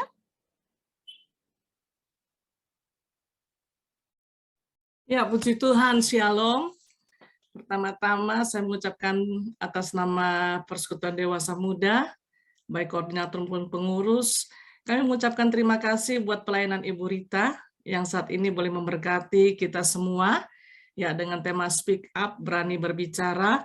Kita semua diberkati ya dari awal apa yang disampaikan oleh Ibu Rita tadi, dan saya melihat memang Ibu Rita tadi mencoba untuk berbicara dengan kecepatan 80 km per jam, karena mungkin udah dipesan sebetulnya nggak apa-apa, nyantai aja nggak apa-apa Ibu Rita, tetapi cukup padat yang kita dapatkan malam hari ini ya. Juga dari sharing aplikasi, ada yang sharing sekaligus curhat tadi gitu ya, nggak apa-apa ya gitu, jadi bagi pengalaman ya. Jadi kita diberkati ya dari apa yang disampaikan oleh Ibu Rita tadi. Kita ingat salah satu ayat yang berkata di dalam Matius 5 ayat 37 ya, dikatakan jika ya katakan ya, jika tidak katakan tidak ya, selebihnya daripada itu berasal dari si jahat ya. Kita harus berani, jika ya katakan ya, jika tidak katakan tidak. Kita berani berbicara. Tentunya dari tipe-tipe manusia yang ada tadi yang disampaikan oleh Ibu Rita, ya kita bisa simpulkan, kita harus berani berbicara jika ya katakan ya, tidak katakan tidak, dengan disertai hati yang bijaksana. Gitu ya, jadi bijak gitu. Nah, tadi sharing aplikasinya Ibu Rita memberikan bahwa bagaimana reaksi kita, respon kita di saat kita ditegur oleh seseorang gitu ya. Termasuk kesaksian Ibu Rita tadi, anaknya yang menegur. Memang Tuhan bisa memakai berbagai macam cara untuk menegur kita. Ya, saya pun juga punya pengalaman melalui anak sekolah minggu, Tuhan bisa berbicara kepada saya. Gitu ya. Jadi Tuhan bisa memakai siapapun untuk bisa berbicara kepada kita. Dan yang terpenting adalah bagaimana reaksi kita, respon kita pada saat kita memahami itu cara Tuhan berbicara kepada kita. Dan itu dibutuhkan kerendahan hati. Iya, tidak ada kerendahan hati sulit. Ya, kita akan berpikir itu bukan untuk kita, gitu. Atau mungkin kita akan jadi seperti landak. Landak itu kalau didekati baru mau disentuh, durinya yang dia kasih berdiri. Iya, saya punya istilah. Kadang-kala kalau orang-orang yang tipe seperti saya berkata seperti landak ya. Saudara tahu binatang landak? Landak itu kalau saudara baru mau dekati saja, dia tahu ada sinyal di tubuhnya dan dia tangkap, itu durinya langsung berdiri. Nah, jangan jadi manusia landak gitu istilahnya. Ya, kenapa? Kita nggak belajar untuk rendah hati. Firman Tuhan berkata bahwa barang siapa yang rendah hati akan ditinggikan, barang siapa yang meninggikan hati akan direndahkan. Ya, itu di dalam Lukas 14 ayat 11. Saudara nggak usah hafal, nggak apa-apa. Lukas 14:11-nya, Tuhan nggak pernah bikin CCA, ya. Tapi bunyi firman-nya itu saudara hafal. Kalau kita rendah hati, kita akan ditinggikan. Ya, pasangan suami istri, tadi Ibu Rita singgung tuh. Ya, biasa kan laki-laki biasanya gengsinya tinggi untuk mengakui. Iya, sehingga berkata kepadanya, gitu. Nah, itu anak-anaknya langsung tangkap. Oh, papi udah minta maaf, walaupun tanpa kata-kata. Rupanya bahasa tenggorokan saja udah ditangkap sama anak-anak gitu ya. Oh, papinya udah minta maaf gitu ya. Padahal nggak ada kata-kata gitu ya. Nah, ini kiranya juga menjadi suatu masukan. Jadi bagi kaum Adam, jangan merasa tersinggung. Ini karena pembicaranya perempuan ini, maka saya dikatakan laki-laki gengsinya tinggi ya. Memang kalau kita membaca secara psikologis ya, itu memang ada penjabaran tentang perempuan, ada penjabaran tentang laki-laki. Pada umumnya tidak semuanya. Apalagi laki-laki yang di ruangan Zoom ini, laki-laki yang sudah diperbaharui oleh Tuhan, yang sudah dipulihkan, ya pasti nggak ada gengsinya ya, gengsinya itu diredam, dibuang, ya karena ingin belajar merendahkan hati. Firman Tuhan berkata, orang yang merendahkan hati akan ditinggikan, tapi yang meninggikan akan direndahkan. Jaden hafal itu ayat, karena saya selalu belajar mengatakan, yang meninggikan diri akan direndahkan, jadi jangan sombong, nak, saya bilang gitu ya. Nah, rekan-rekan dewasa muda yang dikasih oleh Tuhan, senang sekali malam hari ini Iya, di ruang Zoom ini jumlah malam hari ini agak berkurang ya gitu dibanding beberapa waktu yang lalu. Tapi puji Tuhan, ya ini PDM ini dari berbagai macam tempat ya via Zoom. Ada yang dari Luwuk, ada yang dari Manado, ada yang dari Tanjung Pinang, ada yang dari Jakarta, ya kan? Shalom Leni, baru bergabung, ya Tuhan berkati, ya selamat bergabung di Persekutuan Dewasa Muda, ya kan? Malam hari ini juga ada yang atas nama FF, Friska dengan Ferdi, ini saya terjemahkan. Saya tahu sekali itu FF. Ya, selamat bergabung Friska, Ferdi, ya kan? Yang biasa dipanggil Ika ya, gitu dari Jakarta juga. Puji Tuhan. Rekan-rekan Dewasa Muda, saya memberikan pengumuman sebelum saya tutup dalam doa. Persekutuan Dewasa Muda ini semula beralih ke YouTube online. Dan berikutnya sejak tahun 2022 kami sepakat pengurus untuk via Zoom gitu ya, sehingga bisa tatap muka langsung. Dan ini sebetulnya ada tujuannya. Kalau YouTube online sewaktu-waktu kapan saya mau ibadah, kapan saya mau buka, ya saya buka, saya ibadah. Nah, saya berkata kepada rekan-rekan pengurus, kita mengembalikan rekan-rekan kita untuk punya suatu komitmen dalam beribadah. Selama ini masa pandemi ada dampak positif, ada juga dampak negatifnya gitu ya. Yang YouTube online kan kami nggak bisa tahu gitu. Tapi yang jelas Tuhan tahu ya gitu. Kerinduan hati masing-masing bisa menertibkan, carilah dahulu kerajaan Allah dan kebenarannya, tahu jam ibadah dia bisa atur, dia bisa manage, dia komit jam ibadah dia ibadah. Gitu ya. Nah, selama YouTube online ya kami bisa memahami sikon. Jadi kita fleksibelin tetap YouTube online. 2021 kami tetap sepakat juga YouTube online. 2022 kami sepakati kita Zoom seberapa yang ada, tapi puji Tuhan, ya rupanya saudara adalah orang-orang yang berkerinduan. Sejak awal kita Zoom, ya di awal Februari sampai saat ini, ternyata betul-betul komitmennya itu tetap gitu ya. Rata-rata hadir sekitar 60-80 orang. Kalau dihitung ada yang couple ya gitu. Dalam ruang Zoom ini ya, saya bersuka cita. Pengurus sempat mengusulkan kepada saya selaku koordinator dengan Kak Herman bahwa bagaimana kalau kita kembali onsite gitu ya, karena situasi sudah memungkinkan untuk kita onsite ya. Dalam waktu dekat ini jika Tuhan mengizinkan 2 minggu ke depan Persekutuan Dewasa Muda akan onsite. Tapi bagi saudara-saudari, memang ini menjadi pemikiran juga, gitu ya.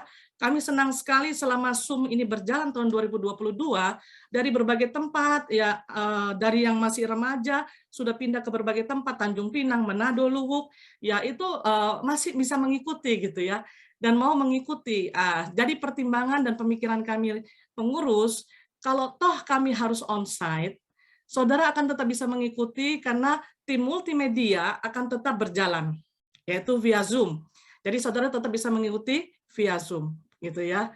Mungkin nanti ada beberapa waktu sekali juga kita bisa bikin tatap muka secara seperti ini, gitu. Karena ada memang yang mengusulkan Kak kapan onsite, gitu. Jadi saya berkata sabar. Puji Tuhan, Corona segera berlalu. Kok nggak ada amin, amin. Gitu. Ya, kita bisa kembali kepada hidup new normal, ya tentunya dengan terus kita mengikuti prokes, PDM akan kembali onsite, dan saudara bisa mempersiapkan diri, ya karena memang ini selama ini secara nggak langsung kita udah terbentuk dengan kebiasaan gitu ya, udah terbiasa di rumah, pulang kerja di rumah, ibadah di rumah, ya nanti akan jadi suatu pergumulan. Tapi saya bersyukur, saya berbincang-bincang dengan Kak Herman, mengevaluasi tentang ini Persekutuan Dewasa Muda, ternyata kegairahan saudara untuk beribadah itu luar biasa untuk di kalangan dewasa muda ini ya. Jadi saya bersyukur tetap dipertahankan, bahkan terus ditingkatkan. Rasa rindu saudara untuk terus mencari hadirat Allah, memang hadirat Allah ada di mana-mana, di rumah pun ada hadirat Allah, tetapi firman Tuhan pun mengajarkan ada saatnya kita beribadah sendiri, ada saatnya kita beribadah bersama-sama dengan komunitas kita. Karena di situ kita blessed to be a blessing, kita diberkati dan saling memberkati, kita bisa saling menguatkan, dan ada suatu persekutuan dalam suatu komunitasnya, gitu, di luar daripada ibadah raya. Ya, puji Tuhan. Terus pengumuman berikutnya, di grup Kombisprom, ada saya share untuk pemuridan, dibuka kelas pemuridan modul 1. Ya, karena ada beberapa dari dewasa muda itu yang sudah lama rindu untuk mengikuti modul 1 dan memang terpending ya, terpending. Jadi saya membuat kelas saja untuk kelas dewasa muda, khusus dewasa muda, dan ini tidak terlalu sulit. Saya tahu dewasa muda sangat sibuk, rata-rata apalagi yang keluarga-keluarga muda. Jadi untuk pemuridan kali ini, saya tidak akan menggunakan lembar-lembar yang saudara harus isi, mungkin saudara rasa ribet untuk mengisi, saya akan menggunakan file PowerPoint atau PPT, sehingga yang jelas saudara mendengar, kita akan proaktif via Zoom, via online ya. Jadi saudara nggak perlu datang ke revival dan sebagainya, yang dari jauh pun juga bisa tetap ikut pemuridan modul 1. Saya ini masih ada berhutang dengan pemuridan modul 2, sabar Ika ya. Gitu, saya jalan dulu modul 1 ini gitu ya, tetapi dalam waktu dekat modul 2 saya akan susul ya. Pemuridan modul 1 ini dimulai hari Jumat ini tanggal 22. Jadi bagi yang mau ikut, ada yang bertanya sama saya, Kak, saya udah selesai modul 5, tapi saya ingin ikut lagi. Nggak apa-apa gitu ya. Kaum Bapak itu, beberapa pengurus kaum Bapak ikut di beberapa kelas karena mereka punya tujuan, mereka bisa memuridkan gitu. Setiap kali didengar mereka berkata ada sesuatu yang baru yang saya dapat, padahal saya udah lulus modul 5, ikut lagi modul 1 gitu ya. Nggak apa-apa, ada yang sudah mendaftar gitu ya. Jadi bisa mendaftar japri kepada saya ya, di nomor HP saya, saudara bisa menyampaikan, masih dibuka untuk pendaftaran. Jadi mulai Jumat lusa ya, itu dibuka modul 1 jam 19.30 WITA, setengah 8 malam WITA ya. Sayang kalau saudara ketinggalan, jadi lebih baik dari awal ikut supaya nggak terputus-putus. Tidak lama, ya kemungkinan 6-8 kali tatap muka sudah selesai. Ya untuk modul 1 ini, paling panjangnya ya, karena tergantung keaktifan daripada kelas tersebut. Apalagi di modul 1 itu adalah doktrin dasar kekristenan yang harus dipahami. Biasanya kalau banyak pertanyaan akan lama, tapi nggak apa-apa, karena pemuridan itu tujuannya bukan menyelesaikan, tapi saudara paham. Jadi apa yang mau ditanyakan, karena itu adalah dasar kekristenan, bertanya penting. Ya. Terus berikutnya, dari dewasa muda, saudara kita tahu bahwa GPPS Palu sedang membangun. Ya, puji Tuhan ya, sudah mulai berbentuk. Kalau saudara ke lokasi GPPS ya, di Jalan Sulawesi 16 sudah mulai berbentuk. Beberapa hari yang lalu kami tim pengembangan sempat naik sampai ke lantai atas. Ya, itu terus berjalan pembangunan. Ya, dengan demikian cepat selesai atau tidaknya pembangunan tentunya adalah berkat peran serta doa kita bersama, ya seluruh jemaat GPPS Palu, juga partisipasi kita. Dan kami dari pengurus dewasa muda membuat satu program, yaitu program 1 sak semen. Saudara berkata, apa ini ya Kak, kalau pakai 1 sak semen? Angka 1 itu angka yang paling kecil, terkecil dari angka yang ada. 1, 2, 3, 4, 5, 6, 7, 8, 9, 10, dan seterusnya. 1 itu yang terkecil. Jadi kita memulai dari yang terkecil. 1 sak semen. Dengan tujuan apa? GPPS Jemaat Palu, kata jemaat ini berarti seluruh jemaat ikut terlibat. Gitu ya. Mungkin saudara selama ini ingin terlibat, tapi saudara malu. Gitu. Saya memberikan cuma begini, nanti bagaimana gitu. Ya, 1 sak semen itu nominalnya sekitar 65.000 sampai 70.000. Ya, semen yang dipakai adalah semen Tonasa. Jadi yang mau memberikan semen silakan untuk ke lokasi gereja, tapi semennya mereknya Tonasa ya, gitu. Saudara ingin memberikan lebih dari 1, puji Tuhan. Saudara nggak mau berikan berupa semen, berupa nominal atau uang, ya itu boleh. Ya, nanti saudara tinggal transfer ke rekening pembangunan, nanti akan kami kirim di grup Kombisprom, ya kan? Nanti akan disebutkan nomor rekening pembangunan. Setelah saudara kirim ke rekening pembangunan, saudara bisa japri kepada saudari Ana, karena dia akan membukukan buku harian daripada pelaksanaan pembangunan gitu ya, membantu para bendahara yang ada, bendahara panitia pembangunan. Jadi program 1 sak semen ini setiap bulan. Dalam arti kata, dalam waktu 1 bulan, saya bisa menyisikan anggaran saya atau dana saya minimal 1 sak semen lah gitu ya, untuk bisa, karena semen itu sampai finishing pun akan tetap digunakan. Gitu. Jadi saudara nggak usah malu, saudara nggak usah segan. Dengan demikian seluruh jemaat GPPS Palu, seluruh dewasa muda, tidak ada yang tidak bisa terlibat. Ya, saudara bisa terlibat kalau memang ada kemauan melalui 1 sak semen, 2 sak semen, 10 sak semen, 100 semen, puji Tuhan. Ya, jadi itu ya saya sampaikan kepada saudara-saudara sekalian. Itu program untuk satu saksemen, besok akan di follow up dan akan lebih jelas dari penjelasan yang disampaikan oleh pengurus. Tapi saya malam hari ini dipercayakan untuk mengumumkan terlebih dahulu. Baik, puji Tuhan, kita akan tetap juga berdoa, dukung dalam doa untuk rekan kita Dharma, yang 2 minggu lalu membagi berkat kepada kita sekalian. Ya, kan Dharma bersaksi bahwa pinggulnya patah yang sebelah ya. Tapi berapa hari lalu ternyata sebelahnya juga patah lagi. Karena rupanya rekan-rekan dewasa muda kita dukung dalam doa, kita kuatin dia juga. Memang tidak mudah secara manusia pergumulannya. Ya, dampak daripada cuci darah itu membuat tulangnya keropos. Dan memang keroposnya hasil daripada CT scan, keroposnya itu sangat-sangat keropos. Ya, dia sempat depresi, dia sempat syok. Saya berkata, kalau Tuhan sudah bisa mengadakan 14 tahun mujizat atas hidupmu, iya, dan selanjutnya Tuhan akan terus mengadakan mujizat. Saya berkata, setiap orang tinggal menunggu waktu kita nggak pernah hidup selama-lamanya, Dharma. Jadi percayalah, ya, ada rencana Tuhan. Paulus berkata, manusia lahiriah kami bisa merosot, tapi manusia batiniah kami semakin diperbaharui. Seperti pengalamanmu, Dharma, ada banyak mujizat engkau alami, dan kau bisa menyaksikan dari pelayananmu 2 minggu lalu, banyak rekan-rekan dewasa muda yang diberkati. Dan akhirnya belajar menghargai, ternyata saya yang sempurna ini ada banyak hal yang saya bisa lakukan untuk Tuhan. Gitu. Tadi pagi sudah sempat dioperasi, ya tidak ada solusi lain, harus dioperasi, dipasang implan, pinggul yang satunya, nanti mungkin sekitar 1 bulan berikutnya pinggul yang satunya lagi, ya kita doain keroposnya tidak semakin menjalar ya, karena memang itu secara alamiahnya. Kalau orang cuci darah, kan darahnya dikeluarkan, itu nutrisi-nutrisinya akan ikut keluar. Sehingga asupan untuk tulang itu berkurang. Ya, kita terus doain, Tuhan kasih kekuatan, Tuhan kasih penghiburan, dan pemulihan ya. Berikutnya kita akan tetap doain juga untuk saudari kita Rahel, ya Rahel Padalingan. Rencana sebetulnya hari ini, atau besok akan, hari ini ya, akan dioperasi di Makassar, Siloam Makassar, karena ada tumor otak yang membuat dia sudah mulai oleng ya, dan prediksi dokter akan membawa dampak kebutaan ya. Tetapi rupanya dokter anestesinya belum siap, sehingga direncanakan ditunda 1 bulan. Tapi kita berdoa supaya dalam waktu dekat juga bisa segera terlaksana untuk Rahel Padalingan. Tetap dukung dalam doa, di tengah-tengah jam doa saudara, entah saudara doa pagi, doa malam, sisipkan 2 nama ini, karena doa kita boleh memberkati saudara-saudari kita. Iya. Terus berikutnya, atas nama koordinator dan pengurus dewasa muda, kami mengucapkan selamat ulang tahun. Ya, bagi rekan-rekan dewasa muda yang berulang tahun dalam minggu-minggu ini, yaitu saudara Leo Chandra, saudari Grace Takaseng Serang, ya.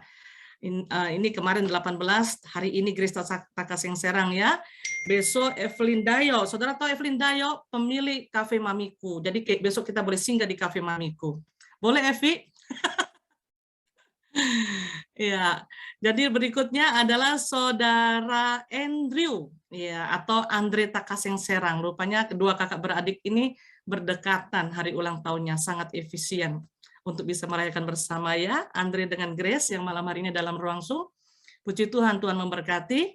Mari kita akan akhiri ibadah kita pada saat malam hari ini. Sebelum saya akhiri, kami menerima masukan dari rekan-rekan dewasa muda sehubungan dengan ibadah onsite. Saudara bisa chat secara japri, ya. Saudara juga bisa, karena kami juga memfleksibeli ya, dengan sikon perkembangan yang ada, kami juga tidak kaku, jika memang ada beberapa memang permintaan onsite gitu ya, tetapi kalau memang saudara ada masukan-masukan, boleh japri kepada kami ya, kepada saya boleh, kepada Kak Herman boleh, kepada Mariani boleh ya kan, silakan nanti masukan-masukan itu akan kami tampung. Ya, puji Tuhan, kita akan akhiri ibadah kita, mari kita berdoa. Segala puji syukur kami naikkan di hadapan-Mu Tuhan. Terima kasih buat kasih setiamu yang tidak pernah berkesudahan dalam kehidupan kami. Pemeliharaanmu yang begitu nyata. Kami boleh ada malam hari ini, boleh bersama-sama beribadah, mengalami lawatan-Mu Tuhan. Walaupun kami di tempat yang berbeda, tapi kami percaya dan kami boleh merasakan Engkau adalah Allah yang Maha Kuasa, Engkau Allah yang Maha Hadir. Engkau hadir, Engkau melawat setiap kami. Setiap pribadi yang datang dengan penuh kerinduan akan mengalami perjumpaan dengan Engkau, akan mengalami lawatan-Mu Tuhan. Terima kasih melalui puji-pujian kami diberkati, melalui pemberitaan firman yang disampaikan oleh hamba-Mu Ibu Rita, kami juga boleh diberkati. Sharing kesaksian daripada rekan-rekan kami dewasa muda Tuhan, bisa saling menguatkan kami, karena apa yang disaksikan adalah suatu hal yang apa adanya dalam kemanusiaan, tetapi setiap pribadi mau belajar kepada kebenaran firman-Mu, mau belajar kepada pribadi-Mu Tuhan, sehingga hidup kami, di dalam menjalani hidup kami atau hidup baru kami, hanya kehendak-Mu lah yang senantiasa kami lakukan. Sehingga dalam keseharian kami, hidup kami benar-benar boleh menyenangkan hati-Mu, berkenan di hati-Mu. Terima kasih Tuhan buat kesempatan, anugerah-Mu berupa waktu yang Kau berikan, sehingga kesempatan malam hari ini boleh mengingatkan kami semua, untuk kami boleh tetap memiliki kerendahan hati, mau menaklukkan diri, mau belajar kepada pribadi-Mu Kristus. Jadi apapun juga Tuhan yang kami katakan, kami juga belajar berkata ya di atas ya dan tidak di atas tidak, dan kami juga tetap memiliki kerendahan hati, siap untuk dievaluasi, siap untuk dikoreksi, siap untuk ditegur, karena kami percaya Tuhan ada banyak cara Engkau menyatakan isi hati-Mu kepada kami. Di saat kami peka untuk mendengar isi hati-Mu, maka kami akan mengalami Tuhan kuasa-Mu. Kami akan terus masuk dan berjalan di dalam rancangan-Mu, dan menyaksikan apa yang telah Engkau siapkan dalam kehidupan kami. Terpujilah nama-Mu, Engkau Allah yang baik. Memberkati Tuhan saudari kami Dharma pada saat ini. Dengan sehati Tuhan, kami semua dewasa muda saat ini menyatukan iman dan hati kami.